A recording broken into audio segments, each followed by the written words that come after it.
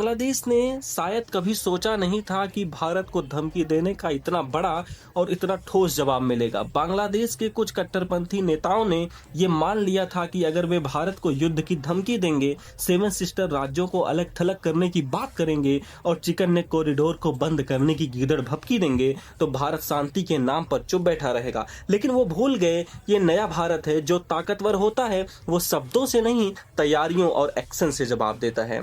और अब वही हो रहा है। भारत ने 17 माउंटेन स्ट्राइक कॉर्प्स को बांग्लादेश सीमा पर भेज दिया है, जिसके बाद बांग्लादेश की सेना ने घबराहट है, नेताओं के चेहरे पर मुस्कान गायब है और ढाका में चिंता की लकीरें साफ दिख रही हैं। दरअसल पिछले कुछ समय से आपने देखा होगा कि बांग्लादेश के कुछ नेता अपनी घरेलू राजनीति चमकाने के लिए भारत विरोधी बयान दे रहे थे।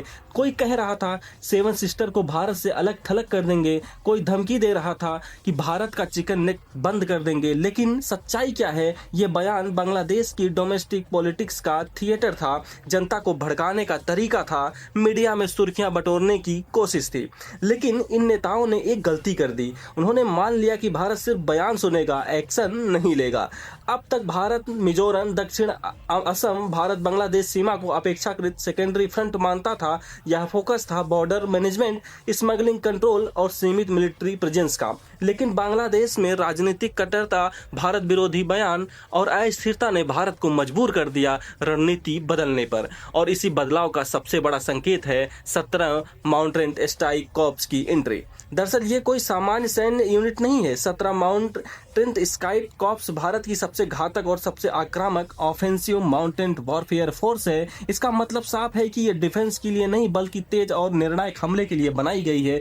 इस कॉर्प्स की खासियत है कि ये high intensity of quick reaction क्षमता, पहाड़ी इलाकों में गहरी घुसपैठ को रोकना, रॉकेट आर्टिलरी सपोर्ट को और भारी गोला बारूद के साथ तैनाती। अब यही फोर्स बांग्लादेश के सीमा की सर्वे और ऑपरेशन की तैयारी के लिए भेज दी गई है। सूत्रों के मुताबिक मिजोरम और सिलचर सीमा क्षेत्र में 3 बटालियन कमांड जोन बनाए जा रहे हैं। इसके अलावा rocket artillery, heavy ammunition, forward logistic base तैनात किए जा रहे हैं। मतलब साफ है कि अब भारत बांग्लादेश सीमा को फुल फ्रेज ऑपरेशन थिएटर मानकर चल रहा है। यानी वही मॉडल जो पाकिस्तान बॉर्डर पर अपनाया गया अब यहां भी लागू होगा।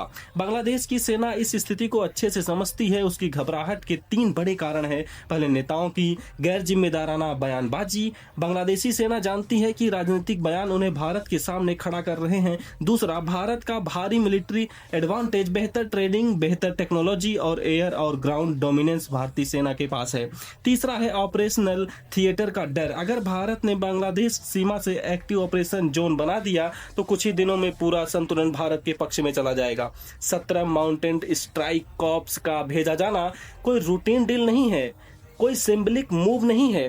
ये है strategic warning, power projection, red light draw करना। और भारत साफ कर रहा है कि अगर शब्दों की जंग बढ़ी तो मैदान की तैयारी पहले से तैयार है। बांग्लादेश को यह समझना होगा कि भारत दुश्मनी नहीं चाहता, लेकिन कमजोरी भी नहीं दिखाएगा भारत।